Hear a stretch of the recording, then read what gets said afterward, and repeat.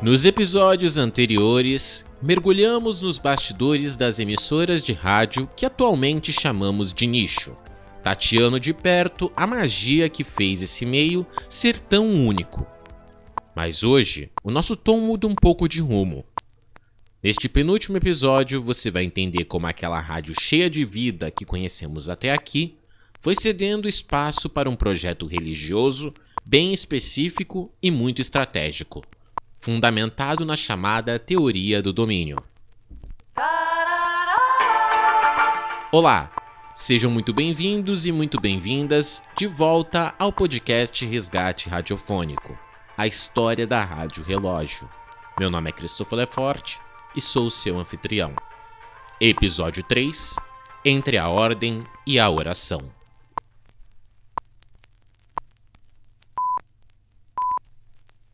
Durante a minha pesquisa no acervo da Biblioteca Nacional na Hemeroteca Digital, encontrei algo estranho. Um vácuo. Em 1957, sob a gestão de Paulo Mourão, a Rádio Relógio era um sucesso comercial, com patrocinadores como a Varig, a Casa Oxford e até a farinha Fita Calcina. Contudo, a partir de 1958, a rádio do tic-tac sumiu das manchetes. Só restaram publicidades perdidas. Sendo assim, revirei a revista do rádio, Radiolândia, Manchete e Cena Muda. Mas o resultado foi um completo silêncio.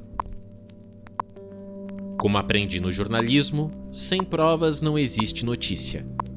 Por isso, não vou especular o que aconteceu entre 1958 e 1966, pois isso seria uma traição aos meus quase 2 anos de pesquisa.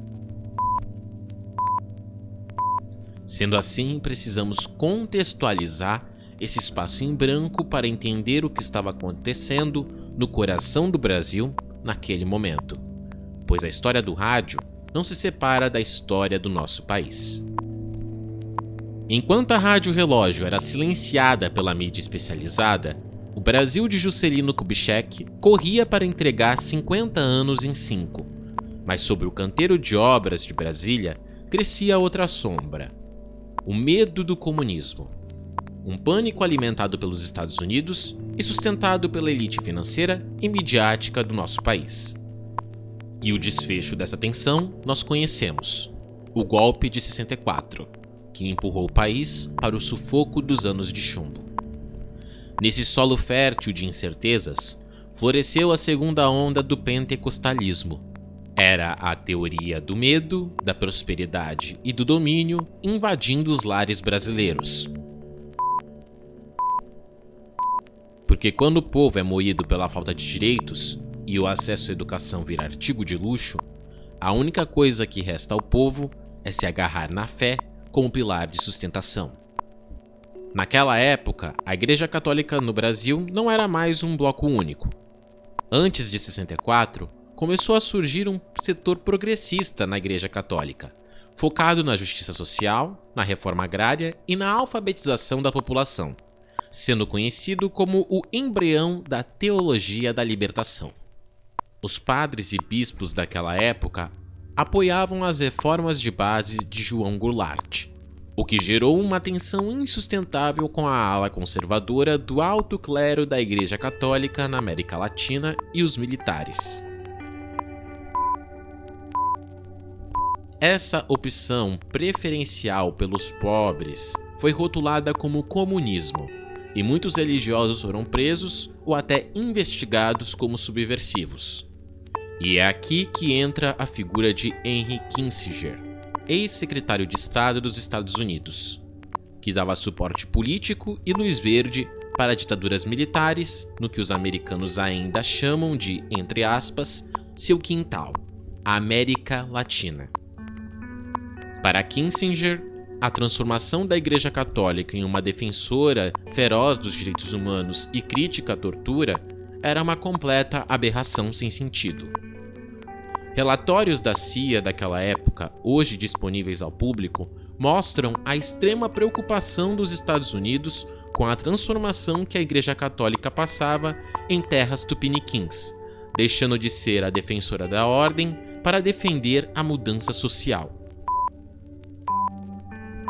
Enquanto o alto clero legitimava governos reacionários, a base da pirâmide religiosa e as comissões de paz e justiça tornaram-se refúgio para perseguidos políticos, enfrentando diretamente a geopolítica da repressão de Kissinger.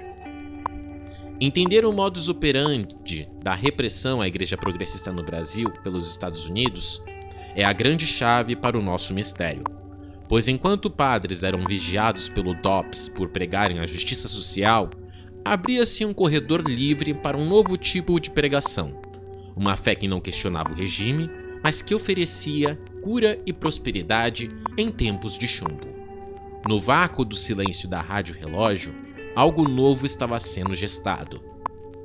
Enquanto o catolicismo se dividia em meio à repressão da época, o pentecostalismo cresceu com força total. A expansão não era apenas religiosa, era midiática. Vale lembrar que essa vertente religiosa não caiu de paraquedas no Brasil. Ela nasceu no início do século XX nos Estados Unidos e encontrou solo fértil em países como o nosso, nações marcadas pela colonização e pelo subdesenvolvimento. Por quê? Porque o foco sempre foi, entre aspas, o amparo aos mais pobres. O pesquisador Ricardo Marinho, em seus estudos pela USP, destaca que essa expansão em terras tupiniquins não é um fenômeno recente, nem episódico. É uma marcha constante. O pentecostalismo se tornou o segundo maior grupo religioso do país, estendendo seus tentáculos do plano demográfico para o midiático. E é aqui que a Rádio Relógio entra na história. O antigo canhão de utilidade pública iria se tornar refém desse plano de pregação e domínio, uma voz que ecoa até os dias de hoje. Mas, antes de chegarmos ao presente, precisamos entender como chegamos ao ontem. A primeira onda dessa vertente chegou há mais de um século, em 1910. Primeiro com a Congregação Cristã, fundada por um italiano em São Paulo. Logo depois, em 1911, com a Assembleia de Deus, trazida por 2 suecos para Belém do Pará. Eram missionários europeus, mas todos convertidos nos Estados Unidos. Eles chegaram como minorias em um terreno hostil, marcado por um anticatolicismo ferrenho e uma rejeição total aos prazeres do mundo. Damos um salto para a década de 50, onde então surge a segunda onda. Missionários norte-americanos criam em São Paulo a Cruzada Nacional de Evangelização. Aqui, o foco muda para a cura divina. É o nascimento da Igreja do Evangelho Quadricular. E no rastro dela, gigantes como a Brasil para Cristo e Deus é Amor. Mas apesar desse crescimento, os pastores daqui não tinham muito gosto pelos meios eletrônicos. O Brasil já tinha estações de rádio desde a década de 20. E a primeira TV da América do Sul, a Tupi, já estava no ar desde 1950. Mesmo assim, o sermão evangélico pelas ondas eletromagnéticas ainda era uma novidade em expansão. A Assembleia de Deus, por exemplo, só estreou no rádio em 1955. Um ano depois, a Brasil para Cristo ocupava as ondas da Rádio Piratininga, em São Paulo. Só na virada dos anos 60 é que as grandes dominações evangélicas entenderam o jogo e passaram a ter programas próprios. E é aqui que entra nossa figura central, Robert McAllister. Este canadense que já havia pregado nas Filipinas chegou no Brasil ainda na década de 50. Ele não era um pastor comum, era um missionário versátil e experiente. Tinha livros publicados e uma lábia impecável. E o principal, ele entendeu que o sermão precisava do brilho dos novos meios de comunicação. McAllister aprendeu o ofício brasileiro na sombra das tendas da cura divina da Igreja Quadrangular. Me baseando na dissertação Neopentecostalismo, Dilemas e Lacunas, de João Silva Santos, entendemos que o que Robert implantou no Rio de Janeiro foi, acima de tudo, uma obra estratégica. Tudo começou com um convite em 1958 para uma campanha no Maracanãzinho. Uma semente que floresceu no auge da repressão política. McAllister, conhecido como Bispo Roberto, fundou a Igreja Nova Vida em 1º de agosto de 1960 em Botafogo, no Rio de Janeiro. Mas ela não nasceu de tijolos e argamassa. Ela nasceu nas ondas da Rádio Copacabana e depois na Guanabara com o programa A Voz da Nova Vida. O Bispo Roberto era tão metódico que fez um curso intensivo de português de 8 horas diárias durante 3 meses, para conseguir gravar os sermões perfeitos no tempo de 15 minutos. E quem conta isso é o pastor Valmir Cohen, que trabalhou com McAllister nos programas de rádio por vários anos.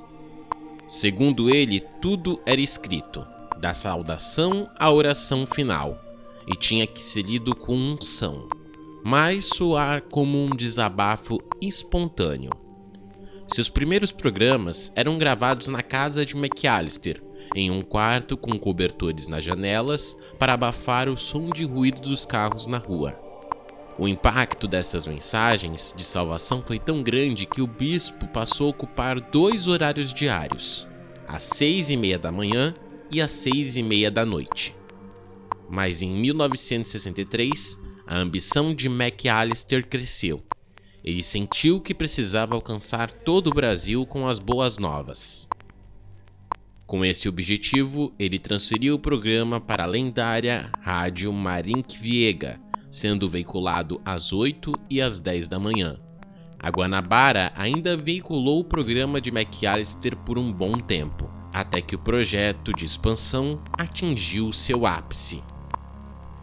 A audiência era tão fervorosa que as cartas começaram a empilhar com a seguinte pergunta: Pastor, onde podemos ouvi-lo ao vivo?